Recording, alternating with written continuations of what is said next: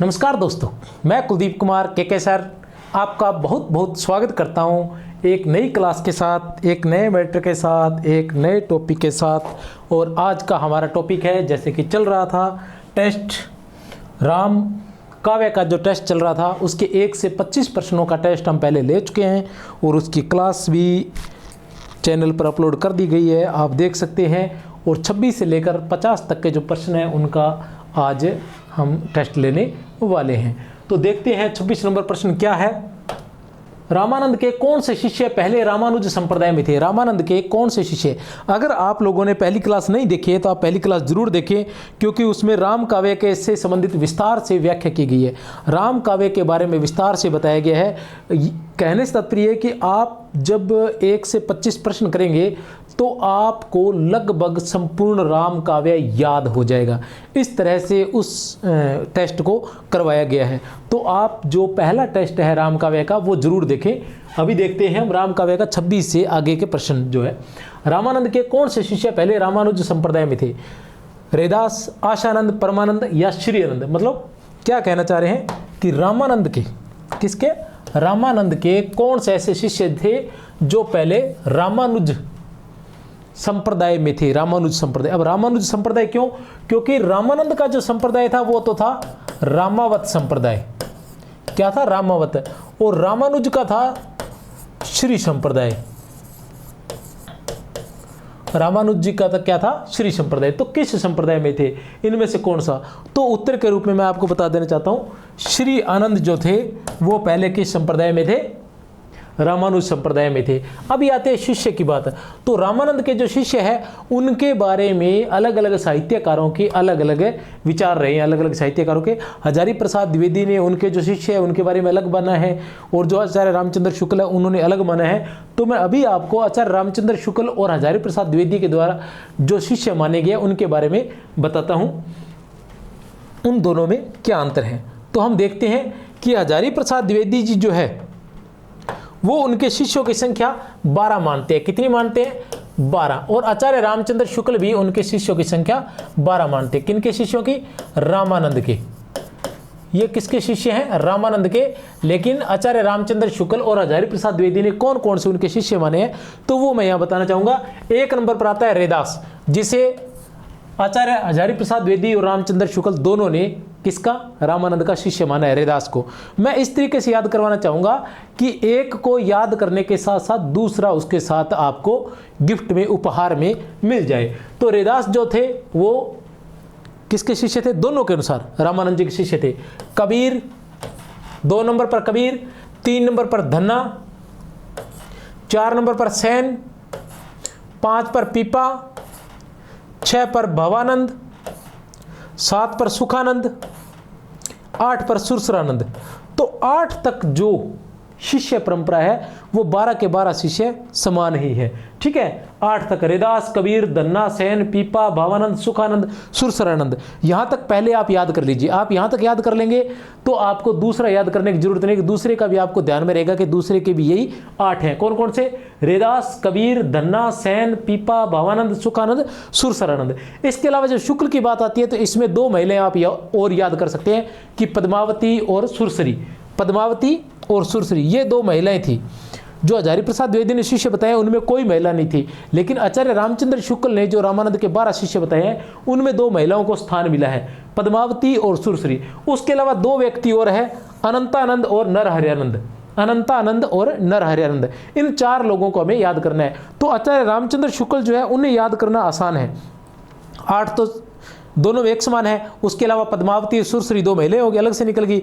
और उसके अलावा अनंतानंद और नरहरियानंद, अनंतानंद और नरहरियानंद, अनंतानंद और नरहरियानंद, ये हो गए। अब आता है जो हजारी प्रसाद द्विवेदी है, इन्होंने कौन से माने हैं? श्री आनंद, परमानंद, आशानंद और महानंद। इनके भी आसान है, श्री आनंद, परमानंद, श्री आनंद, परमानंद, आशानंद और महानंद। श्री आनंद, परमानंद, आशानंद और महानंद, या ऐसे कह सकते हैं श्री आनंद, आ से आशानंद, फिर परमानंद और फिर महानंद। बड़ा ही आसान हो जाता है। एक बार फिर लिख के बता देता हूं आपको कि कैसे। सबसे पहले आता है श्री आनंद, फिर आता है आ से आशानंद, फिर आता है परमानंद और फिर आता है महानंद। ये 4 अलग थे। तो इस तरीके से आप देख सकते हैं कि रामानंद के 12 शिष्य जो थे वो कौन कौन से थे, और रामानंद जी के शिष्य के बारे में पूछा जरूर जाता है, आप ध्यान रखें। इसके बाद आता है प्रश्न संख्या 27। प्रश्न संख्या 27 क्या है? नाबादास से संबंधित असंगत कथन है। नाबादास जिनके बारे में हम पहले पढ़ चुके हैं। नाबादास कौन थे? नाबादास तुलसीदास के समकालीन राम भक्त कवि थे। नाबादास तुलसीदास के समकालीन राम भक्त थे। नाबादास ने 1584 ईस्वी में भक्तमाल की रचना की। भक्तमाल में 200 भक्तों का परिचय 316 छप्पियों में दिया गया है। नाबादास रामानंद के शिष्य थे। ये 1584 या 1585 है, ठीक है। 1585 ईस्वी में भक्तमाल की रचना की। तो कौन सा असंगत है? यह जरूर ध्यान रखें कि संगत पूछा है या असंगत पूछा है। संगत असंगत में समस्या जब आती है जब हमें आ रहे होते हैं प्रश्नों के बारे में, मतलब जब आ नहीं रहा होता। कहने से तात्पर्य है कि इनमें से एक हमें इतना याद है कि भक्तमाल में 200 भक्तों का परिचय 316 छप्पे छंदों में दिया गया, ये हमें याद है। तो हम अचानक से बाकी हम देखते हैं कि बाकी हमें पता नहीं है, बाकी के बारे में हमें जानकारी नहीं है। ये एक जानकारी है तो हम झट से ये कह देते हैं हाँ ये ठीक है, ये उत्तर है। हम ये भूल जाते हैं कि संगत है या असंगत है, नहीं लिखा है या नहीं लिखा है। ये बात आपने बार बार कह रहा हूँ ध्यान रखनी है, क्योंकि मैं जानता हूँ कि बहुत से विद्यार्थी ये गलती कहने के बावजूद भी यह गलती करते हैं। पिछली बार जब विद्यार्थी जो परीक्षा देने गए हुए थे व्याख्याता की, मैंने उन्हें फ़ोन करके वहाँ साथ में शुभकामनाएं दी थी और साथ में उन लोगों को बोला था कि आप लोग ऐसी बातों का ध्यान रखना, लेकिन उन लोगों ने उसके बावजूद भी ये गलतियाँ की।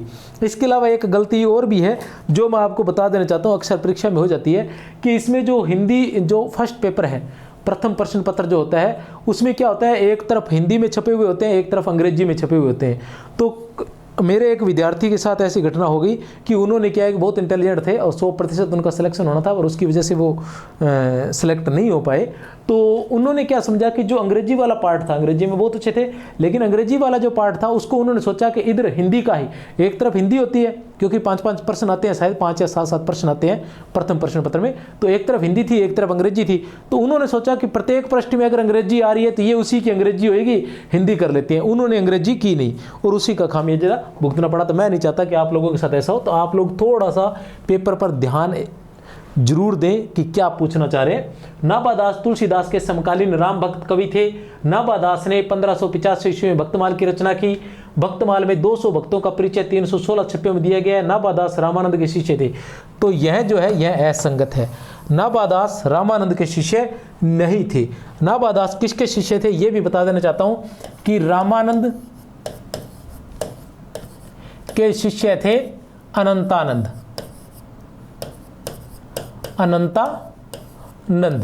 अनंतानंद के शिष्य थे कृष्णदास प्याहारी। कृष्णदास प्याहारी के शिष्य थे अग्रदास। अग्रदास के शिष्य थे नाबादास। अग्रदास के शिष्य थे नाबादास और नाबादास के शिष्य थे प्रियादास। ये शिष्य परंपरा थी। तो नाबादास किसके शिष्य थे? नाबादास जो थे वो अग्रदास के शिष्य थे। किसके शिष्य थे? अग्रदास के शिष्य थे। एक बार पुनः बता देना चाहता हूँ, कृष्णदास प्यारी जिन्होंने रामावत संप्रदाय की प्रथम और प्रधान पीठ जो है वो गलता जयपुर में स्थापित की थी, उन्होंने यह नाथपंथियों या कनफटे योगियों से प्राप्त की थी। अग्रदास रसिक संप्रदाय के स्थापक थे। नाबादास का आपको बता ही दिया गया है। फिर चलते हैं प्रश्न संख्या 28 पर। क्या है प्रश्न संख्या 28? प्रश्न संख्या 28 है कि तुलसी गंग दुवो भये, तुलसी गंग दुवो भये सुकविन के सरदार चर्चित पंक्ति के रचनाकार है। तुलसीदास, चिंतामणि, रसखान या भिखारीदास? कौन है बताइए, सोचिए। सुप्रसिद्ध पंक्ति है और अक्सर परीक्षाओं में पूछी जाती है और आपको ये याद होनी ही चाहिए। ऐसी पंक्ति आप गलती नहीं कर सकते ऐसी पंक्तियों में। तो उत्तर है इसके भिखारी दास। भिखारी दास जी ने कहा था, क्या कहा था भिखारी दास जी ने, कि तुलसी गंग दोनों बहे सुकविन के सरदार। भिखारी दास जी ने क्या कहा था कि तुलसी गंग दोनों बहे सुकविन के सरदार। उसके बाद आता है प्रश्न संख्या 29, शिव सिंह सरोज में तुलसीदास के कितने ग्रंथ बताए गए हैं। शिव सिंह सरोज में तुलसीदास जी की कितनी रचनाएं मानी गई हैं, 5, 10, 15 या 20। शिव सिंह सरोज में तुलसीदास के कितने ग्रंथ बताए गए हैं शिव सिंह सरोज में। तो शिव सिंह सरोज में कितने बताए गए हैं, 10 बताए गए हैं। कितने ग्रंथ बताए गए हैं, 10 ग्रंथ बताए गए हैं तुलसीदास जी के। हजारी प्रसाद द्विवेदी के अनुसार रामानंद किस भक्ति मार्ग के उपासक थे। रामानंद जो थे वो किस भक्ति मार्ग के उपासक थे, किसके अनुसार, हजारी प्रसाद द्विवेदी के अनुसार। निर्गुण, सगुण, सूफी या अवैभव दोनों। निर्गुण, सगुण, सूफी, अवैभव दोनों। तो सगुण के, किस काव्य धारा के, सगुण काव्य धारा के उपासक थे। कौन, रामानंद। तुलसीदास रचित पंक्ति नहीं है, इनमें से ऐसी कौन सी पंक्ति है जो तुलसीदास द्वारा रचित नहीं है। जिस नहीं का मैं बार बार कह रहा था वो नहीं आ गया है। सुरतीय नरतीय नागतीय सब चाहती अस होय। सुरतीय नागतीय, सुरतीय नरतीय नागतीय सब चाहती अस होय। चार गांव को ठाकुरो मन को महामहीप।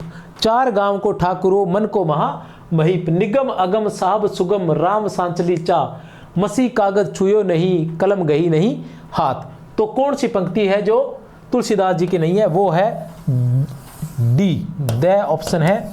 मसी कागज छुयो नहीं कलम गही नहीं हाथ। किसकी पंक्ति है ये, यह पंक्ति है कबीरदास जी की। किसकी पंक्ति है, कबीरदास जी की। मसी कागज छुयो नहीं कलम गही नहीं हाथ। मसी कागज छुयो नहीं कलम गही नहीं हाथ किसकी है, कबीरदास की। फिर आता है प्रश्न संख्या 32। क्या है प्रश्न संख्या 32, राम से संबंधित रचना व रचनाकार का असंगत क्रम छांटिए।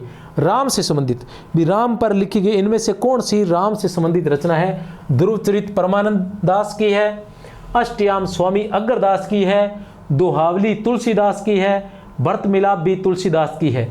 तो कौन सी ऐसी रचना का क्रम जो है वो क्या है, असंगत है। तो कौन सा है, भरत मिलाप का। भरत मिलाप किसकी रचना है, भरत मिलाप जो रचना है वो ईश्वरदास की है।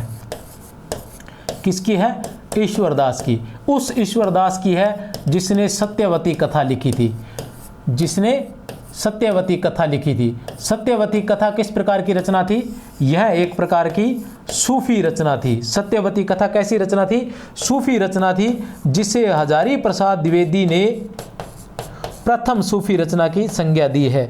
जिसे हजारी प्रसाद द्विवेदी ने प्रथम सूफी रचना माना है। चलो आगे चलते हैं प्यारे विद्यार्थियों, देखते हैं प्रश्न संख्या 33। क्या है प्रश्न संख्या 33? प्रश्न संख्या 33 है कि राम भक्त कवियों का सही कालानुक्रम होगा। राम भक्त जो कवि थे उनका काल के अनुसार जो क्रम है वो सही होगा। काल के अनुसार क्रम कौन सा सही होगा? विष्णुदास, अग्रदास, ईश्वरदास और तुलसीदास। विष्णुदास, अग्रदास, ईश्वरदास और तुलसीदास, ये जो है उनका जो है सही क्रम रहेगा। किसका? राम भक्त कवियों का। उसके बाद आते हैं प्यारे विद्यार्थियों, प्रश्न संख्या 34 आपके सामने है। क्या है प्रश्न संख्या 34? 34 है कि राम भक्त कवियों का सही कालानुक्रम होगा। निम्नलिखित राम भक्त कवियों का सही, अच्छा प्रश्न संख्या 35। क्या है प्रश्न संख्या 35? कि ईश्वरदास द्वारा रचित कृति नहीं है। ईश्वरदास द्वारा रचित कृति नहीं है। भरत मिलाप, अंगद पेज, प्रहलाद चरित या सत्यवती कथा। भरत मिलाप, अंगद पेज, प्रहलाद चरित या सत्यवती कथा। तो जो प्रहलाद चरित है वो ईश्वरदास की रचना नहीं है। बाकी भरत मिलाप, अंगद पेज, सत्यवती कथा ये सभी किसकी है? ईश्वरदास की रचनाएं हैं। उसके बाद आता है प्रश्न संख्या 36। क्या है प्रश्न संख्या 36? प्रश्न संख्या 36 ये है कि तुलसीदास की कौन सी रचना ब्रजभाषा में नहीं है। तुलसीदास की कौन सी रचना ब्रजभाषा में नहीं है? तुलसीदास की कौन सी रचना ब्रजभाषा में नहीं है? गीतावली, दोहावली, पार्वती मंगल और विनय पत्रिका। कौन सी रचना है जो ब्रज भाषा में नहीं है?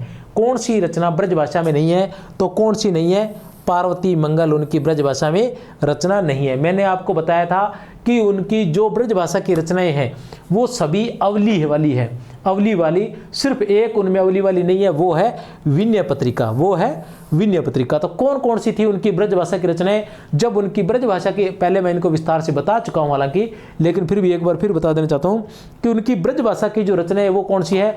गीतावली है, दोहावली है, विनय पत्रिका है। गीतावली, दोहावली, विनय पत्रिका, उसके बाद आता है कृष्ण गीतावली और कवितावली। कृष्ण गीतावली और कवितावली।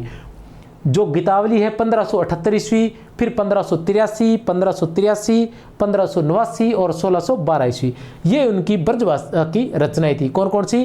गीतावली, दोहावली, विनय पत्रिका, कृष्ण गीतावली और कवितावली, ये उनकी ब्रज भाषा की रचनाएं थी तुलसीदास जी की।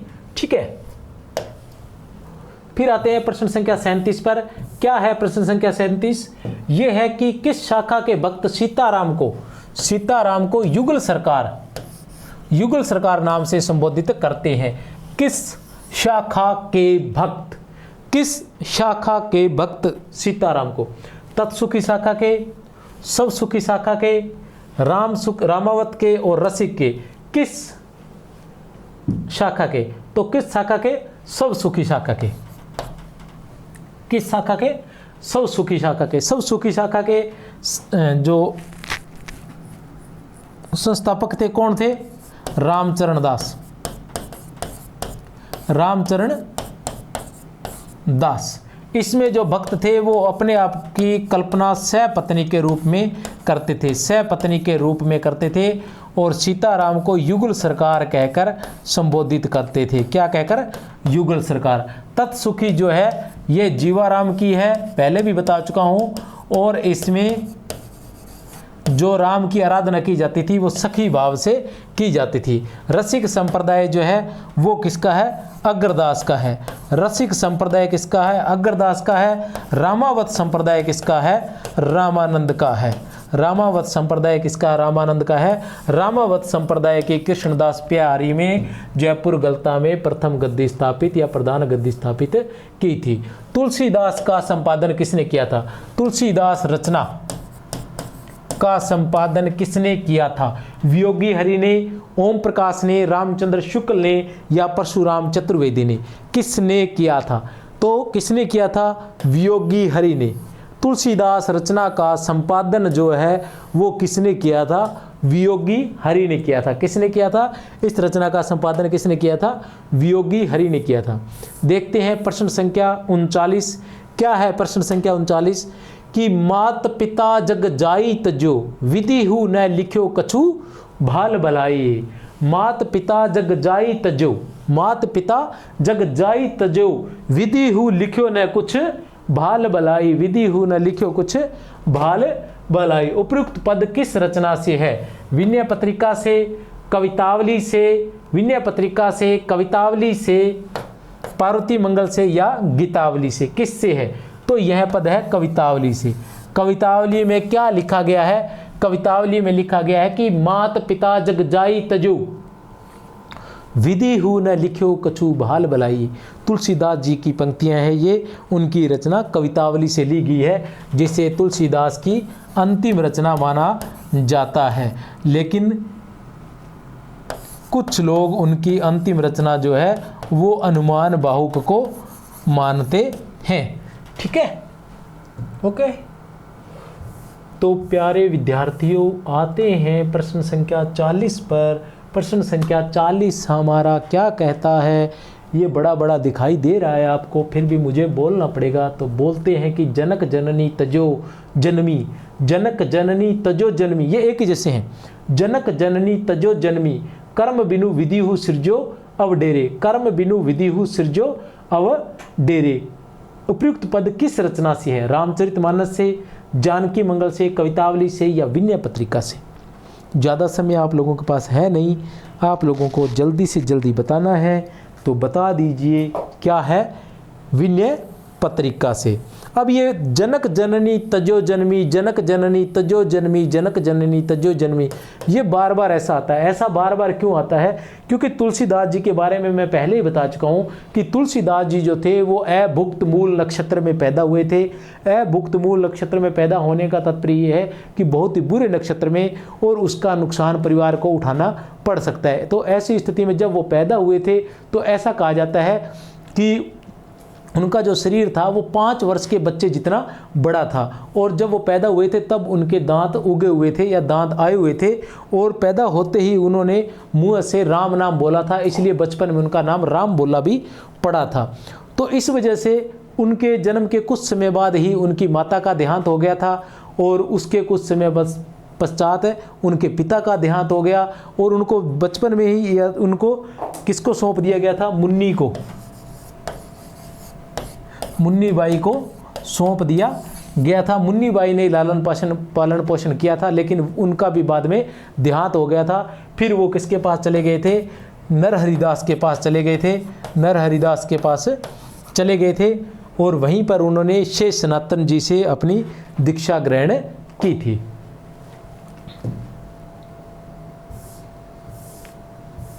पंडित गंगा प्रसाद के आग्रह पर तुलसीदास रचित ग्रंथ है कि पंडित गंगा प्रसाद के आग्रह पर तुलसीदास ने कौन सी रचना लिखी थी? रामाज्ञा प्रश्नावली, दोहावली, वैराग्य संदीपनी या रामलला नहचू? कौन सी लिखी थी? पंडित गंगा प्रसाद। ज्योतिष ज्ञान पर आधारित थी वो रचना। किस पर थी? ज्योतिष ज्ञान पर आधारित रचना थी। कौन सी थी? रामाज्ञा प्रश्नावली। कौन सी रचना लिखी थी? रामाज्ञा प्रश्नावली। किसके? पंडित गंगाराम के आग्रह पर। किसके आग्रह पर? पंडित गंगाराम के आग्रह पर लिखी थी।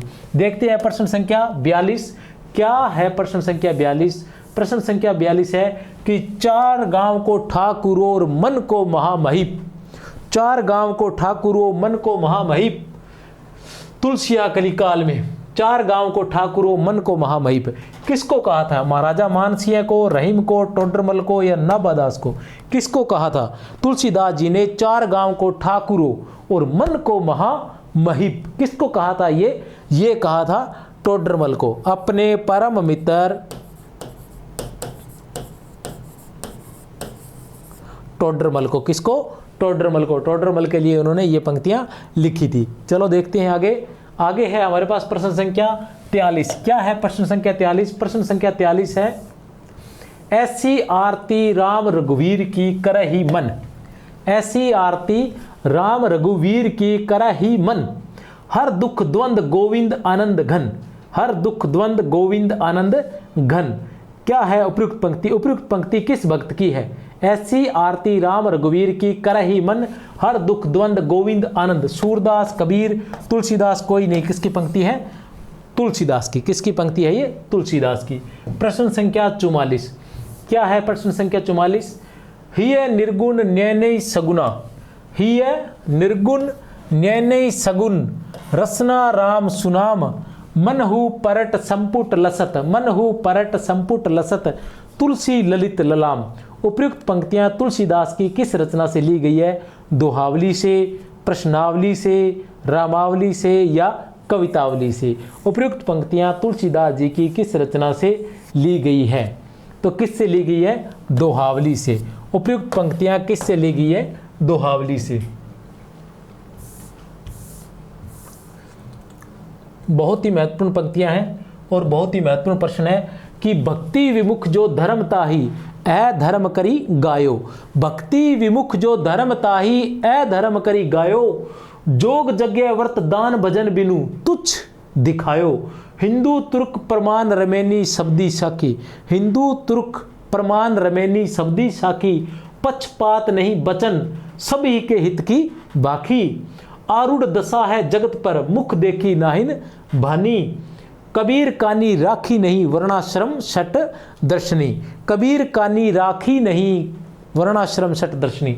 अक्सर ये पंक्ति ही पूछी जाती है कि कबीर कानी राखी नहीं वर्णाश्रम शट दर्शनी, या फिर भक्ति विमुख जो धर्म ताही अधर्म करी गायो। ये पंक्तियां पूछी जाती हैं कि उपयुक्त पंक्ति किसकी है, या असंगत असंगत में भी पूछ ली जाती है अन्य पंक्तियों के साथ। रचनाकार है राघवानंद, प्रियादास, नाबादास या चेतन दास? कौन है उपयुक्त पंक्तियों के रचनाकार? आप बता सकते हैं, बताइए कौन है उपयुक्त पंक्तियों के रचनाकार? हैं नाबादास। कौन है? नाभादास। प्रश्न संख्या 46 देखते हैं। प्रश्न संख्या 46, विमल सेन सूरीकृत रचना है। विमल सेन सूरीकृत रचना है। विमल सेन सूरीकृत रचना है। पौमचर्यु, पौमचर्युम, पद्म पुराण, महापुराण। पौमचर्युम, तो ये तो एक ही बात रह जाती है, वैसे उनकी रचना पौमचर्युम है। ठीक है, पौमचर्युम, पौमचर्यु आ जाए तो भी चल जाएगा, ऐसी कोई बात नहीं है। विमल सेन सूरीकृत रचना कौन सी है? पौमचर्युम है। कृतवासी कृत रामायण, कृतिवासी कृत रामायण या कृतिवासी रामायण भी बोला जाता है, जिसे किस भाषा में रचित है? बांग्ला में, तमिल में, गुजराती में या तेलुगु में? बांग्ला में, तमिल में, गुजराती में या तेलुगु में? कृतिवासी कृत रामायण किस भाषा में रचित है? बांग्ला में, तमिल में, गुजराती में या तेलुगु में? बांग्ला में, तमिल में, गुजराती में या तेलुगु में किस भाषा में रचित है? तो इससे बड़ी आसानी से देख सकते हैं किसमें? बांग्ला भाषा में। अब आपको रहेगा कि कैसे बांग्ला भाषा में, तो इसकी भी एक ट्रिक बता देता हूं जो आसानी से हम समझ सकते हैं। कैसे? कि कृतवासी बै, कृतवासी बै से बांग्ला भाषा। कौन सी? अकेली रामायण तो पूछेंगे नहीं, अकेली रामायण तो वाल्मीकि ने लिखी थी, आगे कोई न कोई लिखने पड़ेगा, तो कृतवासी रामायण। तो कृतवासी रामायण कौन सी आएगी? कृतवासी वै से बांग्ला, वै से बांग्ला या बै से बांग्ला। कृतवासी कहोगे तो क्या हो जाएगा? वै से बांग्ला भाषा में थी कृतवासी रामायण। ठीक है, इसके बाद आता है प्रश्न संख्या 48। क्या है प्रश्न संख्या 48? एकनाथ कृत भावार्थ रामायण किस भाषा में रचित है? एकनाथ, एकनाथ भावार्थ रामायण। एक तो देखो ये हो गया कि एकनाथ और भावार्थ, मतलब अगर पूछा जाए कि भावार्थ रामायण किसकी है तो एकनाथ की है। एकनाथ भावार्थ, एकनाथ भावार्थ, एकनाथ भावार्थ। भावार्थ रामायण किसकी है तो एकनाथ की है। लेकिन ये किस भाषा में रचित है? गुजराती में, तमिल में, मराठी में या बंगाली में? गुजराती में, तमिल में, मराठी में या बंगाली में? तो देखिए किसमें है? मराठी में। कैसे है मराठी में? एक नाथ थ, थ और ठ एक ही जैसा उच्चारण रहता है लगभग, ठ और थ, ठ। एक नाथ ठ, एक नाथ थ। तो थ से आप इसको ले सकते हो कि मराठी में, मराठी में एक नाथ ठ मराठी, एक नाथ है मराठी। तो एक नाथ और भावार्थ, इस तरह से आप इसको याद करने का प्रयास कर सकते हैं। देखते हैं प्रश्न संख्या 49 क्या कहता है। नाबादास कृत भक्तमाल कब लिखा गया? नाबादास कृत भक्तमाल कब लिखा गया? सन 1580 में, 1585 में, 1588 में या 1590 में? भक्तमाल कब लिखा गया था? तो ये लिखा गया था 1585 में। कब लिखा गया था? 1585 में, जिसमें कितने भक्त हैं? 200 भक्त हैं, जिनका 316 छप्य छंदों में वर्णन किया गया है, जिसमें भक्तों के चमत्कारों का चित्रण किया गया है, जिसमें भक्त जो है उनके चमत्कारों का चित्रण किया गया है। प्रश्न संख्या 50। तनुजन्यो कुटिल कीट जो, तनुजन्यो कुटिल कीट जो, तजो मातु पिता हूं। उपयुक्त पंक्ति तुलसीदास की किस रचना से है? उपयुक्त पंक्ति तुलसीदास की किस रचना से है? कवितावली से, विनय पत्रिका से, रामचरितमानस से, दोहावली से। क्योंकि तुलसीदास जी को उनके माता पिता ने त्याग दिया था, इसलिए उनका दुख बार बार अपनी रचनाओं में प्रकट होता था। वो इन शब्दों में अभी हम 3 बार कवितावली में, दोहावली में, इनमें देख चुके हैं, उनका विनय पत्रिका में उनका दुख देख चुके हैं। ये अब फिर ये बता रहे हैं, क्या कह रहे हैं ये कि तनुजन्यो कुटिल कीट जो, कि कुटिल कीट के समान एक बुरे जो कीट पतंगा होता है उसके अनुसार मुझे त्याग दिया गया था। ठीक है, तो ये बार बार दुख उनका प्रकट होता है क्योंकि उनके माता पिता ने उन्हें त्याग दिया था। तो कवितावली, विनय पत्रिका, रामचरितमानस और दोहावली। तो तुलसीदास जी अपने सामने एक उदाहरण है कि परिस्थितियां चाहे कैसी भी रही हो, लेकिन आप उसमें सफलता प्राप्त कर सकते हैं। जिस प्रकार तुलसीदास जी को त्याग दिया गया था, उन्हें न केवल उनकी माता पिता ने त्यागा था, बल्कि उनकी पत्नी ने भी दुत्कार कर घर से निकाल दिया था। उनके बारे में एक कहानी है, पहले आपको कई बार बता चुका हूँ, तो पहली बार देखने वाले बच्चे फिर सुना देता हूँ थोड़ा स्पीड से। कि तो एक बार उनकी पत्नी जो थी वो पीहर चली गई तो तुलसीदास जी पीछे पीछे पीहर चले गए। वो अपनी पत्नी से बहुत अधिक प्रेम करते थे, पीछे पीछे चले गए। तो ऐसा कहा जाता है, एक किंवदंती है कि जो दामाद होते थे वो दिन में घर नहीं जाते थे, रात को घर जाते थे। तो उन्होंने क्या किया कि दरवाजे से जाने के बजाय पीछे क्या है कि एक अजगर लटक रहा था, तो उस अजगर को पकड़कर अंदर चले गए, ऐसा कहा जाता है, ऐसा कहीं पढ़ा है मैंने किंवदंती में। तो उसके बाद जब वो पहुँचे तब जो उनकी पत्नी थी तो वो बहुत अधिक दुखी हुई। उसने उनको कहा कि अस्थि चर्म में देह मम तामे ऐसी प्रीति, अस्थि चर्म में देह मम तामे ऐसी प्रीति, होती जो श्री राम में तो न होती भवभीति। तो ये जो बातें जब उन्होंने कही तो तुलसीदास जी को बड़ी चुभ गई उनके हृदय में। तो उन्होंने वहीं पर ये निर्णय ले लिया कि वे आज के बाद तुलसीदास अपनी पत्नी के स्थान पर अपने आराध्य श्री राम की ही आराधना करेंगे, इसके अलावा वे और किसी की पूजा नहीं करेंगे और किसी से स्नेह और किसी से प्रेम वे नहीं करेंगे। और उसके बाद तुलसीदास जी का नाम आज सबसे ऊपर लिया जाता है राम भक्तों में। तो ये थे किसमें, ये जो पंक्ति है किससे ली गई है, किस, ये दोहावली से। किससे है ये, दोहावली से ये ली गई है। पहले हम विनय पत्रिका और कवितावली के बारे में देख चुके हैं, और ये जो पंक्तियाँ किससे ली गई है, दोहावली से ली गई हैं। तो ये था हमारा राम काव्य का टेस्ट 50 प्रश्नों का, और आशा करता हूँ आपको पसंद आया होगा, और उम्मीद करता हूँ कि अगर पसंद आया तो आप क्लास को शेयर भी करेंगे ज़्यादा से ज़्यादा लोगों के बीच में। जय हिंद, जय भारत।